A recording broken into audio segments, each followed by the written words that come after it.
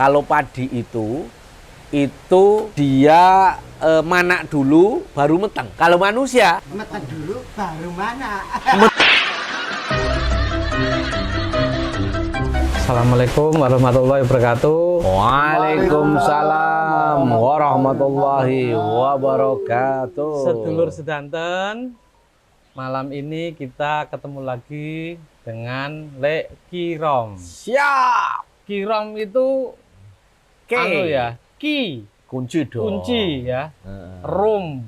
Nah, room. Kirom itu kalau ditulis O-nya double jadi room. Yoi. Yang mengunci ruangan, kebaikan. Ruangan juga bisa dibilang sistem ya. Sistem, mengunci sistem. Wadah yang baik. Wadah, iya. Bangsa yang baik. Nah, malam ini ada topik menarik. Kemarin ada kiriman dari salah satu audien yang mengirimkan foto gambar bokong truk. Iki temane barokah, sedulur. Wih, Barokah. berkah. Iki rada apik iki anu. Ini kayak jajan ini nih. Nah, berkah ini. Cocok ini, berkah ini. Nah, iki kirimane. Dari siapa itu, Mas? Kirimane dari Orang penting kayaknya. Ridwan. Woi, Ridwan. dahsyat. Ini orang cukup penting di Jawa Tengah. Wah, Nah, ini tulisannya truknya warnanya hijau. Nah, truknya warnanya hijau, tulisannya berkah itu ati bunga, lan sumringah, terus tuwa mripate. Kerja betah, ora duwe wegah, rezeki kathah, tambah barokah. wah ini Sing paling ngisor iki mau sing nikmat nek dibahas kita ya. ini kayaknya pengirim ini dahsyat ini orangnya Dahsyat. ini. Dahsyat ini. Nah, Nemu aja ini ya. Nemu aja ini. aja. Nah, ini cukup menarik tulisannya. Ini coba Lek Kirom ini gimana ini, Lek? Sebenarnya aspirasi apa iki sing ditulis ning bokong truk ini secara aspirasinya iki koyo apa? Sangat banyak. Sangat banyak ya. Jadi Spesifik tidak ya? hanya kayaknya kiai beliau ya. Ini. Kiai Ridwan ini. Kiai Ridwan. Jeru ya gitu. Jeru ini. Ini kata berkah itu tidak hanya beliau yang ngirim ini sebenarnya. Oh, Saya sendiri banyak menemukan kata-kata berkah diambil di bokong truk ya, dipasang di bokong truk. Ini menunjukkan bahwa masyarakat kita, masyarakat Indonesia yang mayoritas Muslim ini ya, itu sebenarnya mengenal kata berkah itu tidak setahun, 2 tahun, 10 tahun, 20 tahun, udah berabad-abad. Karena kalau dari akar katanya kan ini sebenarnya bahasa Arab. bahasa Arab ya. Mungkin ini salah satu kalimat. Kalau bahasa Arab kan istilahnya kalimat. Kalau di kita kata yang dimasukkan udah mulai dari generasi Wali Songo. Oh, sejak Wali Songo. Jadi kata berkah itu hidup yang berkah itu kalau kita telusuri itu sepertinya itu memang sudah 5 abad lebih kata ini masuk. Mungkin sezaman dengan kata umat. Oh. Kata umat, kata sunan, kasunanan. Sunan itu kan artinya orang yang mau menjalankan budi pekerti Nabi gitu kan. Kasunanan. Lah itu ini kata yang tidak asing. Bahkan sudah masuk di urat nadinya masyarakat Indonesia secara umum, Terutama Jawa. dan tentu saja para supir-supir itu kan. Supir-supir itu kan pasti juga mengalir di dalamnya darah-darah yang punya tradisi menghargai kehidupan. Salah satunya kehidupan yang sangat diinginkan oleh orang Indonesia itu adalah hidup yang berkah, tempat yang berkah, punya pemimpin yang berkah, punya bangsa yang berkah. Pokoknya berkah semua. Ini tempat yang berkah. Aku ki ana pertanyaan ki. Nggih. Wis tak takoke wis suwi, tapi aku rak wani nakonke. Piye. Lah iki ana rencana ibu kota dipindahi ning gone kono kae, apa ning saiki rak berkah to, Lek? Rada dawa itu. Tapi sak ngertiku gini, kalau umpamanya di Islam ya, yang disebut langsung di teks Al-Qur'an itu kan di bab kata. Di Mekah itu tempat yang Berkah. barokah. Karena umpamanya kita tahu betul dia menjadi tempat yang barokah karena dilandasi spirit monoteisme yang dibangun oleh Nabiullah Ibrahim ribuan tahun sebelum Nabi lahir. Sebelum Nabi Muhammad lahir. Artinya memang untuk mewujudkan satu tempat yang berkah, satu ibu kota umpamanya ya, yang berkah, itu butuh proses yang panjang. Kita tahu Jakarta itu kan dari Jayakarta. Ada yang menyebutkan bahwa di sana itu dimulai dari Pangeran Fatahillah. Fatahillah. Nah, karena dimulai dari sanalah sebenarnya kita meyakini bahwa Jakarta itu juga penuh keberkahan di awalnya. Berarti Tetapi di tengah-tengah kan tahu kan Belanda menjajah nggak sebentar dong. Setelah eranya Jayakarta, kemudian masuk Belanda, masuk selama hampir kan masuk Jakarta udah dari 1600-an. 3 abad lebih.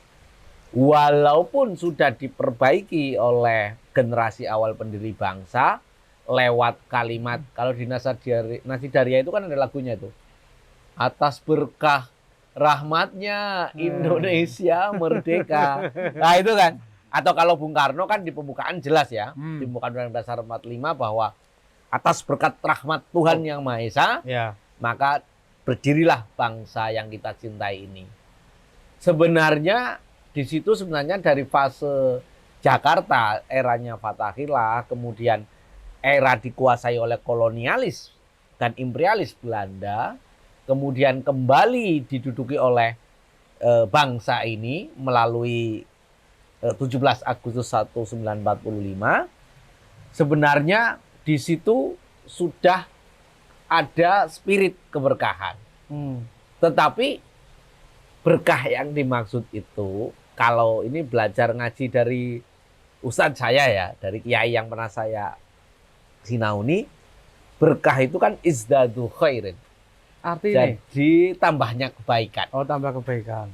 Jakarta dengan luasan yang sangat terbatas itu, kalau siang hari ada 10 jutaan lebih, bahkan ada yang mengatakan 20 juta, kalau malam hari sekitar 9 jutaan, itu kan crowded. Artinya kalau semakin crowded begitu, itu kan coba bayangkan di Papua untuk luasan Jakarta seperti itu kan paling penduduknya berapa? Nah, mungkin yang dimaksud keberkahan yang di situ adalah agar bangsa ini semakin berkah, maka indikator keberkahannya adalah kemanfaatannya. Maka kemanfaatannya digeser tidak hanya di Pulau Jawa, dipindah ke luas. Jadi sebenarnya itu juga bagian dari menjadikan ibu kota yang lebih berkah lagi. Lebih baik ya. Lebih berkah. Jadi mungkin ide Pak Jokowi itu juga bagian dari manifestasi atau semangat menjadikan ibu kota yang berkah. Ini kok jadi panjang malah bahas berkah ini orang Jawa ini kan. Ya. Apa Jakarta berkah itu kayak geroyokan mau.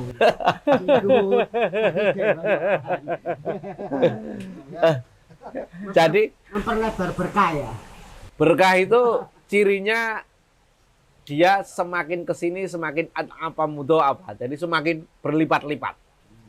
Jadi umpamanya kayak padi, fisumbulatin mi'atu habbah.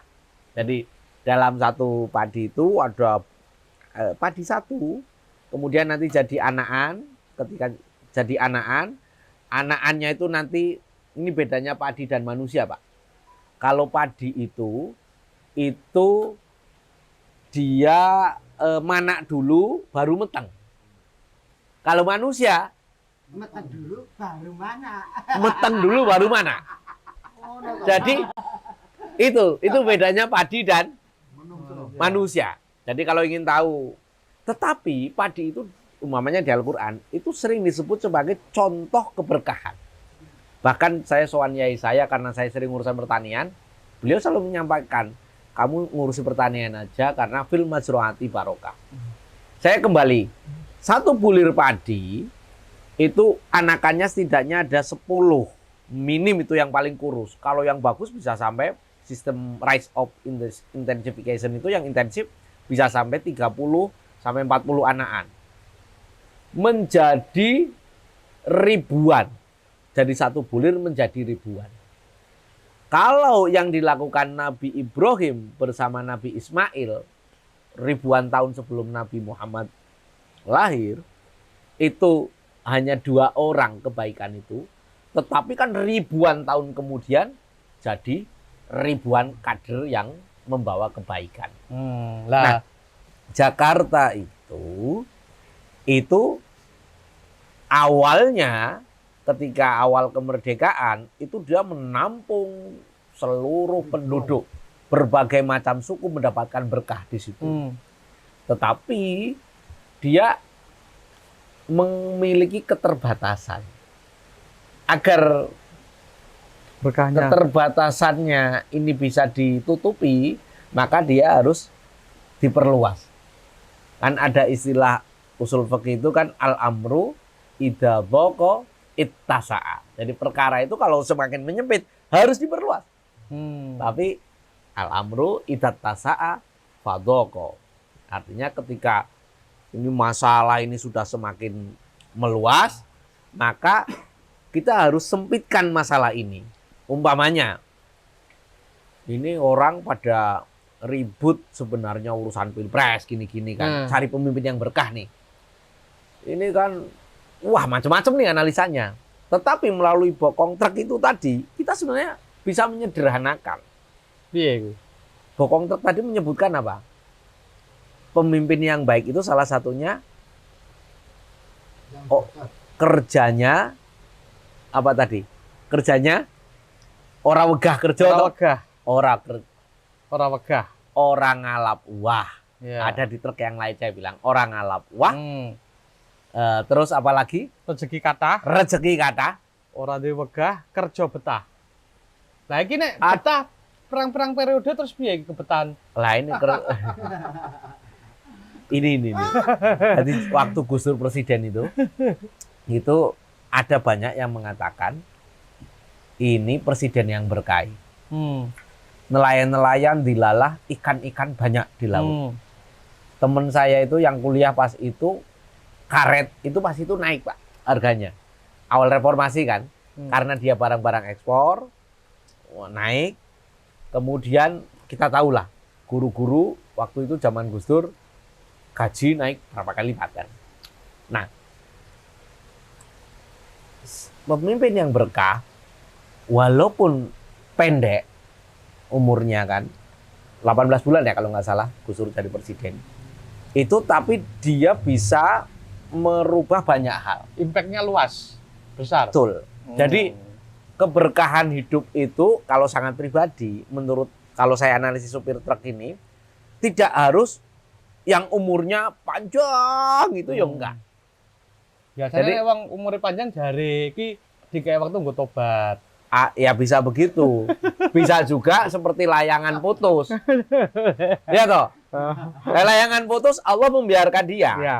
Jadi bisa ada yang begitu sih. Memang teman-teman yang santri itu suka nakal-nakal itu. Kamu jangan terlalu khusyuk. Nanti banyak kiai-kiai yang ahli nulis kitab di bawah umur 40 itu malah udah dipanggil duluan karena kamu terlalu khusyuk. Tapi itu kan ya. Nah ini saya kira tadi kan ada 3 ya aspirasinya. Satu aspirasi keberkahan dari sisi yang sangat personal. Ya. Yang kedua soal kepemimpinan yang berkah.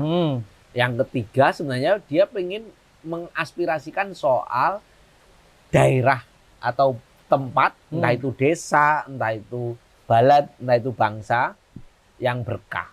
Nah ini yang menurut saya sebagai sebuah bangsa, supir truk ini sebenarnya mewakili banyak pemikiran, bahkan mayoritas manusia Indonesia, bahwa hidup yang dikejar itu bukan hidup yang bergelimang harta, punya kedudukan lebih tinggi. Kalau ada presiden, sakdure presiden, sekjen PBB, sakdure sekjen PBB, anak galaksi mungkin kayak siapa itu? Ada itu ya.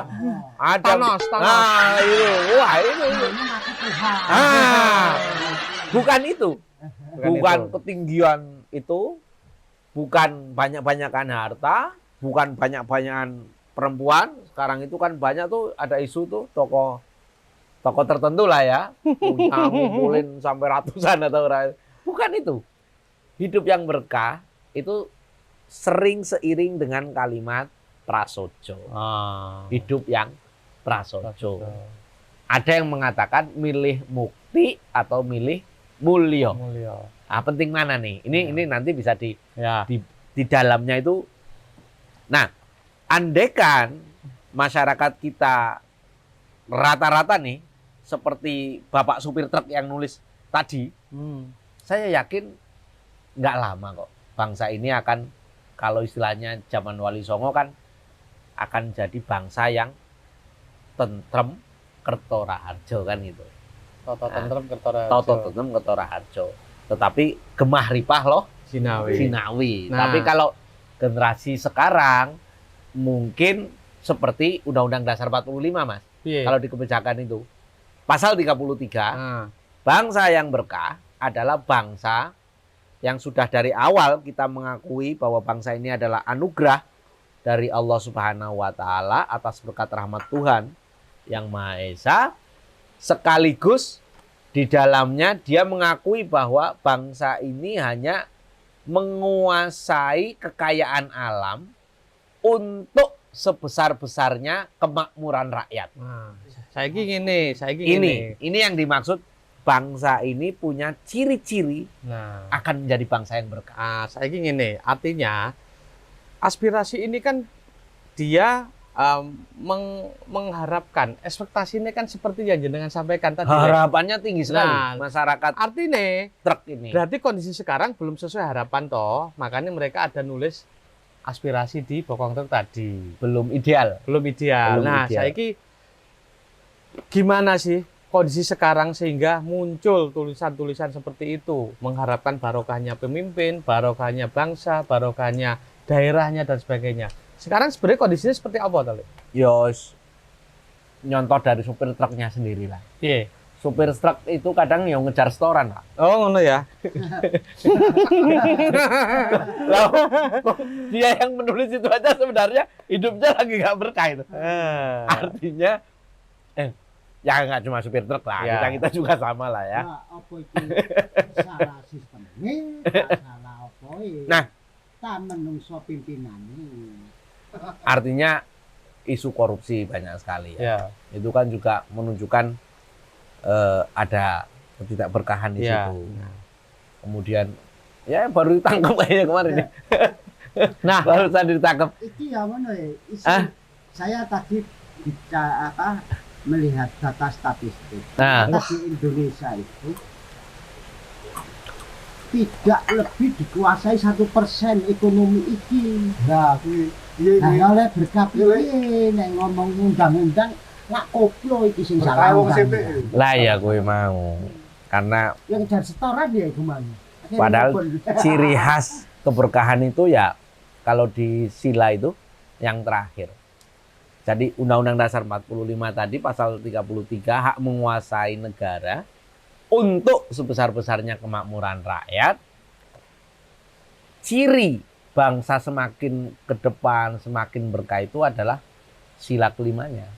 Keadilan sosial. Sekarang sudah tercapai. Bagi seluruh rakyat Indonesia. Tercapai. Untuk kemakmuran sudah tercapai, tapi belum semua. 1% toh yang makmur. Ya, diwakili ya. Diwakili. Iya. Tapi kan supir truk, Panas, supir truk belum diwakili.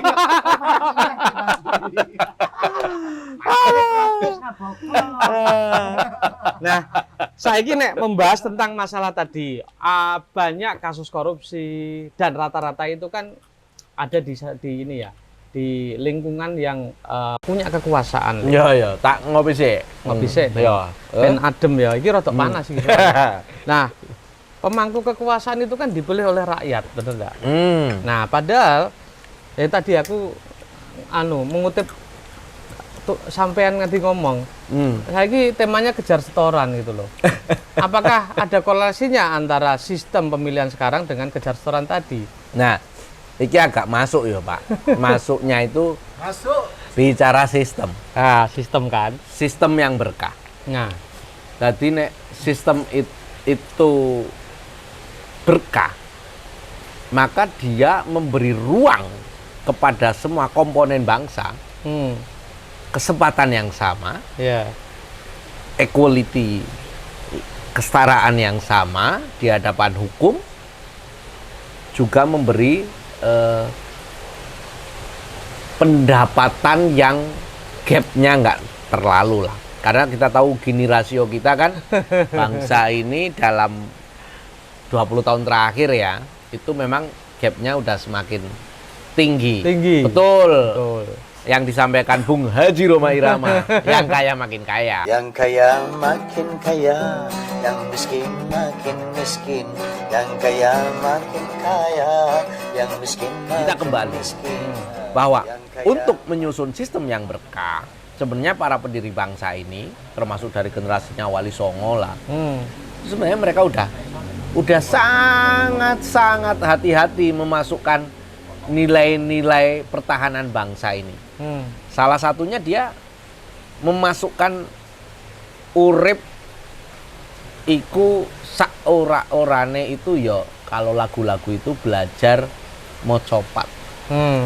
piye kuwi mocopat? Jadi tahu kapan orang remaja itu ya waktunya ya Smorondono, kapan waktunya Dharma Bakti, kapan waktunya mungkur. Ini sekarang ini orang tambah tua malah masih Smorondono, nggak durmo, nggak berbakti.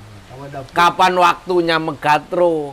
Wong umumnya nabi kita itu kan ya umur 60 itu kan ya mbok yo ngurus ke depan seperti apa toh. Secara usia saja regenerasi kebudayaan, regenerasi tokoh politik, regenerasi itu ngeri Pak kita ini. Umur nggak tahu sekarang itu. Mungkin di Malaysia ya, Mahathir itu kan dari sebelum merdeka dia memperjuangkan umur masih 19-an tahun sampai Malaysia merdeka, sampai sekarang umur 83 katanya masih muda nyapres lagi gitu. Nah ini artinya apa? Secara sistem itu regenerasi itu belum menjadi satu poin. Oh, tambah kabar lo Amerika sing pekun-pekun malah sing mending kene ya. Nah, bayangkan generasi Wali Songo masih sangat muda, Sunan Kalijaga. Ya, betul. Masih sangat muda. Awal merdeka saja, Pak. Bawai Tasim umpamanya dari NU itu masih sangat muda jadi Menteri Agama. Agus Salim. Kemudian Bung Karno sendiri masih umur 44 tahun. Kemudian masih terus luar biasa. Kelamaan itu mungkin. Nah, nggak tahu. Semakin kesini, Pak. Itu Semakin ke sana. usia. Jadi kalau orang, khususnya orang Jawa ya, itu kan tahu betul untuk mendidik anaknya itu di umur-umur masih 0 sampai 7 tahun balita, nyanyi lagunya ya mungkin biar anak itu giat ya, mentok tak kandani kan gitu, supaya dia itu Lah nanti saiki kalau sudah gak lah saiki piye? Sing nom-nom piye arep ada regenerasi. Sekarang Ya, berarti. mau nyalon itu jadi butuhnya berapa? nah kuncinya itu dilalah makin tua makin kaya. Nah, ya itu makanya. Ada temen nih guyon waktu lebaran, dia nggak kemarin. Iki lho sedulur iki lho sik enom, arep nyalon rak kewer-kewer ya toh. Enggak mohon ada duit ya toh. enggak. Nggih mohon maaf lahir batin. Yang tua banyak duitnya, yang muda banyak salahnya. Silahkan dibagi ya. Ya, artinya kan sebenarnya kan sistem kan ini ya. Ketika sistem itu tidak berkait, uang menjadi satu poros. Ya. Maka yang paling lama hidup di dunia, kalau dalam teori kapitalisme itu, dia yang paling lama melakukan akumulasi. Lah yang punya uang di atas miliaran atau triliunan kan orang-orang tua semua. Ya. Nah kalau dia nafsu kekuasaannya masih tinggi ya yang muda-muda akhirnya jadi larinya nggak ke jalan hidup yang berkah. Nah, padahal menurut data usia manusia terutama yang Indonesia paling tua kan sudah 5 kan rata-rata kan. Rata-rata masih segitu angka harapan hidupnya. Lah sekarang sing usia-usia mendekati itu isek grogoti terus goleki apa to jane iki? Aku nggak ngerti. Memang ada satu antropolog itu jelasin bahwa memang orang Asia itu seperti pohon kelapa, Pak. Karena pohon kelapa itu di Eropa nggak banyak ya. Yang banyak di Asia. Piye kuwi? Jadi kelapa itu makin tua Akeh santen. kayak santan.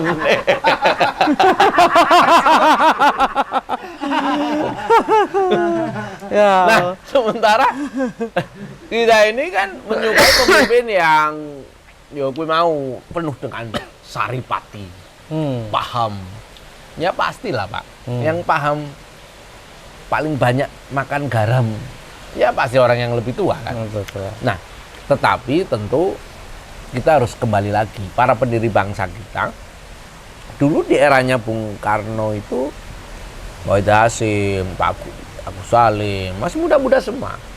Dan sebenarnya ada generasi tuanya, ada Cokro Aminoto, ada generasi Pak Rajiman sendiri ya sebagai kepala BPUPKI. Banyak tokoh-tokoh tua di situ, tapi dia memberikan ruang.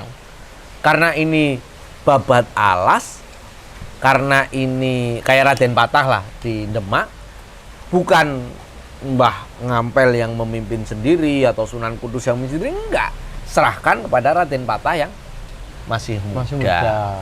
Nah, bukan berarti ini dari sistem ya.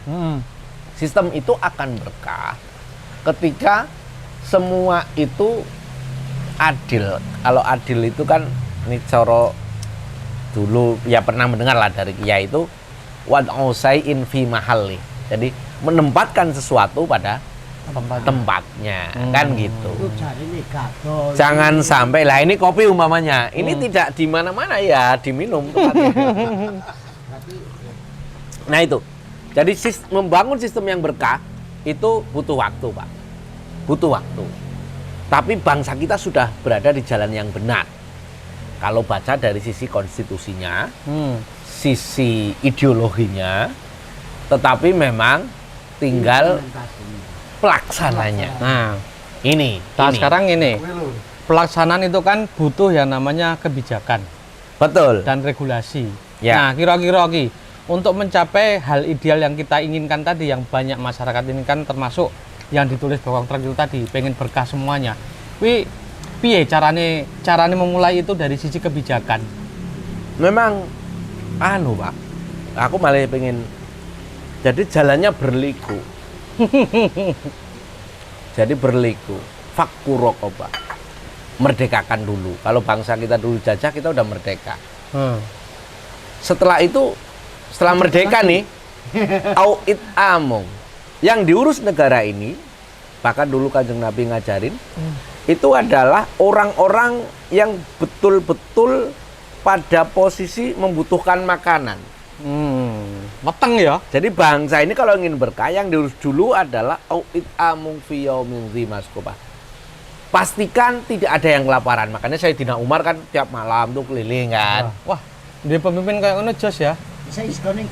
Saya nggak tahu. Hari ini jangan-jangan ya, walaupun kita seperti ini, tapi sebenarnya banyak loh Pak di jalan-jalan itu lampu merah atau di kolong-kolong jembatan ada orang yang makannya sehari sekali ya. Itu harus hadir. Ya. Yang kedua, kalau ingin berkah nih, kalau saya ngambil inspirasinya dari surat Al-Balad ada. Hmm. Setelah menata kedaulatan pangan, Nah, itu yang dibangun oleh bangsa ini agar bisa berkah, itu apa? Yatiman damak roba. oh. Generasi muda yang tidak punya akses politik, yang tidak punya akses ekonomi, bukan anaknya pejabat, bukan anaknya orang hebat, tapi dia punya kecerdasan. Jadi jangan hanya memaknai yatim sekedar, tapi anak muda kan dia nggak punya bapak ya. Ya. Inilah anak-anak muda ini harus dididik secara baik. Mereka yang anak muda yang berprestasi inilah yang akan memenangkan. Karena kalau biasanya nih, kalau ngambil dari anak-anaknya orang-orang yang udah kaya, anaknya pejabat, itu kadang kualitas ininya itu sebenarnya terbatas.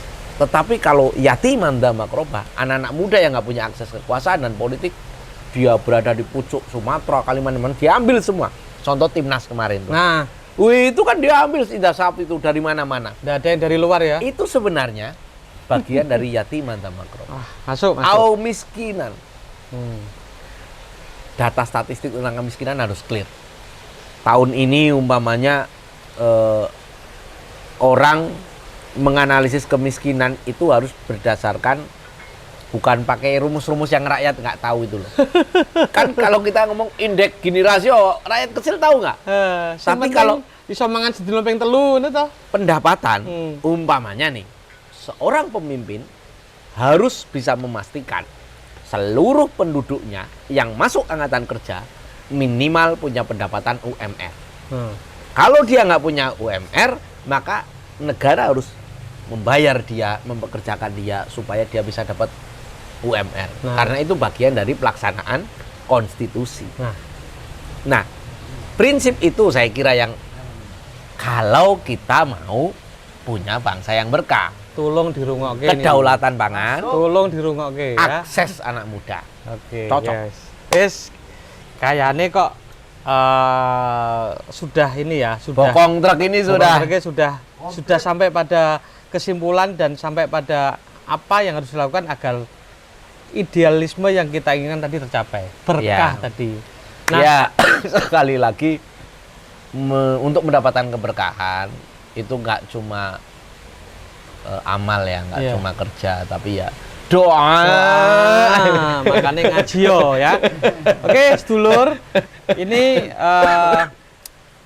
hari ini kita pembahasan tentang berkah. Sampai batuk-batuk. Semoga ada manfaat Amin, untuk amin, sedulur amin. dan semoga Amin. didengarkan oleh pemangku kekuasaan agar apa yang menjadi idealnya di masyarakat itu terpenuhi. Selanjutnya untuk sesi berikutnya, teman-teman sedulur-sedulur yang punya tulisan Bokong Truk yang pengen diulas sama Lek Kirom, silakan Siap. komen. Kalau bisa disampaikan gambarnya, nanti di episode berikutnya kita bahas dengan detail dengan gayanya Lek Kirom. Ya, Sekali lagi, sinau bareng. sinau bareng. Sinau bareng. Ki room, kunci ruangan. Iya, iya, iya. Terima kasih. Wassalamualaikum warahmatullahi wabarakatuh. Waalaikumsalam.